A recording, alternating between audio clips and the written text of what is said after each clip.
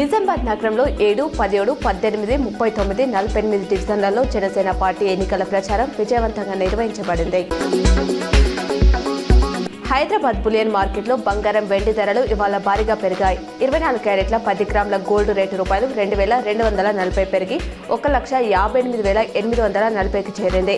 22 క్యారెట్ల 10 గ్రాముల పసిడి ధర ₹2,050 ఎగిసి 1,45,600 పలుకుతుంది. అటు కేజీ సిల్వర్ ధర ఏకంగా 15,000 పెరిగి 3 లక్షలకు చేరింది.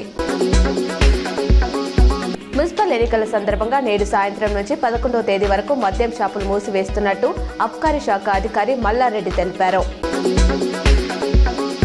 నిజామాబాద్ నగరంలో ఎమ్మెల్యే ధనపాల్ పలు చోట్ల స్ట్రీట్ కార్నర్ మీటింగ్లలో పాల్గొన్నారు. మున్సిపల్ ఎన్నికల్లో బీజేపీ కార్పొరేటర్ అభ్యర్థులను గెలిపించాలన్నారు. నిజామాబాద్ నగరంలో మాజీ ఎమ్మెల్యే బిగాల గణేష్ గుప్తా పర్యటించారు. పలు చోట్ల స్ట్రీట్ మీటింగ్లలో మాట్లాడారు. రానున్న మున్సిపల్ ఎన్నికల్లో బీజేపీని గెలిపించాలని కోరారు. ఆర్మూర్ మున్సిపల్పై బీజేపీ కాషాయ జెండా ఎగురవేసి పార్టీ సత్తా చూపుతామని ఆర్మూర్ ఎమ్మెల్యే పైడి రాకేష్ రెడ్డి ధీమా వ్యక్తం చేశారు.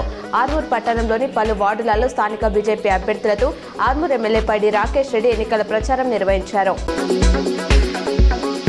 గ్రామీణ ప్రాంతాల్లో పేద ప్రజలకు అండగా లయన్స్ క్లబ్లో సేవలు మరింత విస్తరించాలని లయన్స్ అంతర్జాతీయ డైరెక్టర్ ఘట్టమనేని బాబురావు అన్నారు.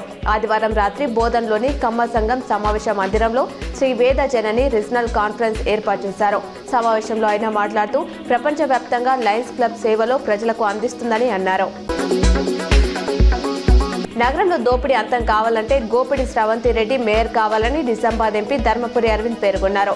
నగరంలో నిర్వహించిన కార్నర్ మీటింగ్లో ఆయన మాట్లాడుతూ అమృత్ పథకం కింద రాష్ట్ర ప్రభుత్వం నుంచి ప్రతిపాదనలు లేకున్నా తానే చొరవ తీసుకొని 430 కోట్లు తీసుకువచ్చారని గుర్తు చేశారు.